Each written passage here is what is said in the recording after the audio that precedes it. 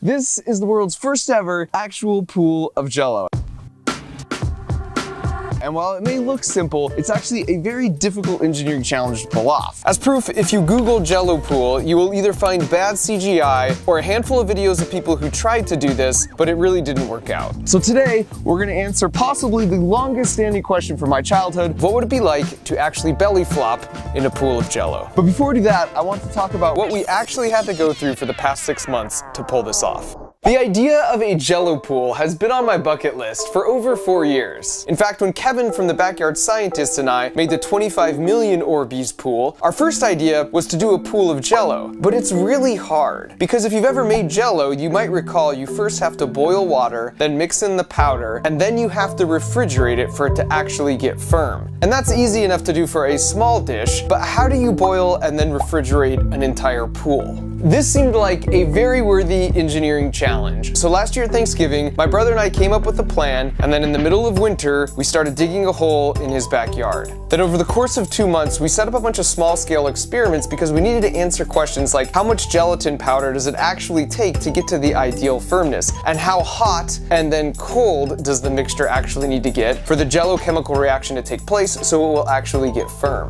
From our experiments, we learned the Jell-O always got firm as long as the mixture got hotter than 160 degrees Fahrenheit. So we decided we could scale this up by using 6 55-gallon drums with a custom propane burner underneath and a spigot we welded to the sides, but more on that later. So now we knew how we were going to heat it up, but how do you refrigerate an entire pool? For that, we teamed up with Mother Nature and just picked the perfect location and time of year. We installed a thermometer, and starting in January, we tracked the temperature in his backyard every night. We needed refrigerator temperatures at night, but not freezer temperatures, because that would freeze the Jell-O, and our experiments showed that totally ruins it. And so after looking at our data plus historical temperature plots, we knew we had about a 3-week sweet spot window towards the end of April to pull this off. Our goal was to have a Jell-O pool party in his backyard that would make even Phineas and Ferb jealous. So the plan was to start 7 days before the party and fill the pool with an average of 10 barrels every day. That would give each layer a chance to get exposed to the cold night air to more efficiently get rid of the heat. And so with that, first thing Saturday, a full week before the party, we got to work.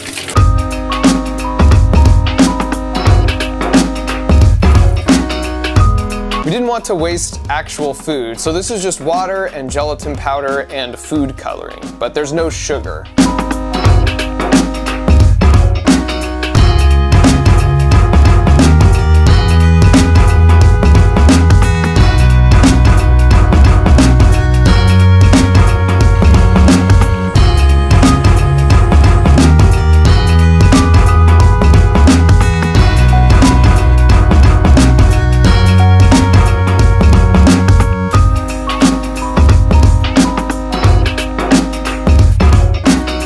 We intentionally placed our barrels much higher than the pool, so when we were ready, we could use the potential energy to move the Jell-O from the barrels to the pool. We had to tackle about 1,000 other issues that came up that I won't bore you with, but day by day and layer by layer, the pool began to fill up. Because the Jell-O went in with so much heat energy we needed to remove before it could get firm, in addition to using the cold night air, my brother's neighbor Nick happened to have a spare swamp cooler in his shop. So we kept that running over the top of the pool pretty much the whole week. This gave us convection cooling. It's the equivalent of rolling down a car window for the pool, or like when you blow on the top of a hot cup of soup. This constantly replaces the boundary layer of air right at the surface with fresh cold air that will suck out the heat more efficiently. And so as we put in the final batch Friday night, with ominous weather threatening to ruin the whole effort, at this point, we had done all we could. We were exhausted after a week, and I wasn't feeling super confident because my specialty is more with mechanical things, and this project was more about chemistry and thermodynamics. And I didn't want that lame jelly boff stuff people try and pass off as Jell-O. And so even if it didn't last long in the sun, I wanted to at least have the experience of seeing even a single belly flop on a smooth pool of actual Jell-O. If this was going to be a total failure, it wouldn't be from lack of effort. And so we woke up Saturday morning with a forecast for a warm, sunny day, and we pulled off the tarp to find a pool filled with actual freaking Jell-O.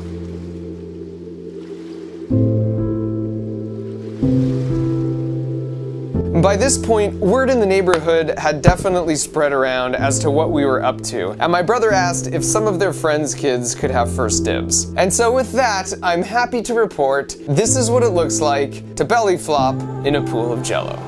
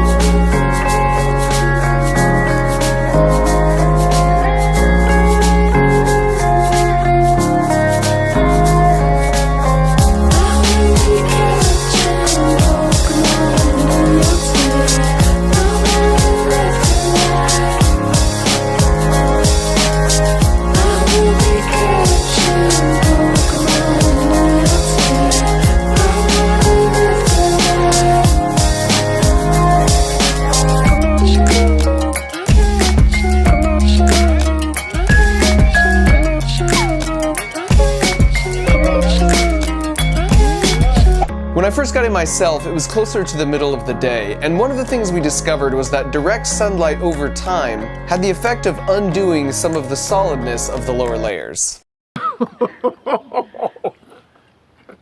When you go in, it just like fills your nose and like ears. It's a very surreal feeling of just being like, it's kind of hard to move, but it's just slimy and slippery. It actually feels really cool. We have some pool toys hidden underneath.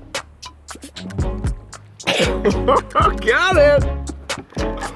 Wow. It's unlike anything. I mean, it's like swimming in snot, if that makes any sense. But like a good snot. To keep it solid for even longer, if we were to do it again, we might put in a heat exchanger pipe system beneath the surface, sort of like how they freeze indoor ice skating rinks. And maybe use a little sugar. That's disgusting. Now at this point you might be thinking, why would anyone spend the effort of 6 months of planning and then a solid week of back-breaking effort just to make a stupid pool of Jell-O? And to that I say, why do people go through the effort of climbing Mount Everest? Why did Neil Armstrong go through the effort of stepping on the moon? And why did Pam and Jim go through the effort of convincing Dwight that Jim had always been Asian? This is Jim. Sometimes you don't do a thing because you should, but simply to prove that you can. Now that my curiosity was fully satiated, and in my ongoing quest to be the favorite uncle, I told my nephews they could invite some of their friends over, and my brother's family set up a neighborhood barbecue. And at this point, after a lot of hours of belly flops and bowling balls and direct sunlight, the Jell-O was pretty broken down, but that didn't stop us from setting up a Jell-O pool slip and slide.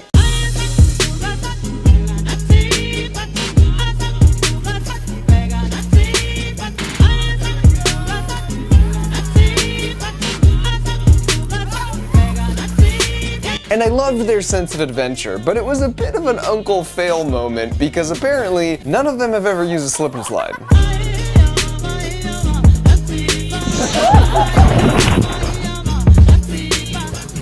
And everybody starts to move as soon as Panda Panda starts to play.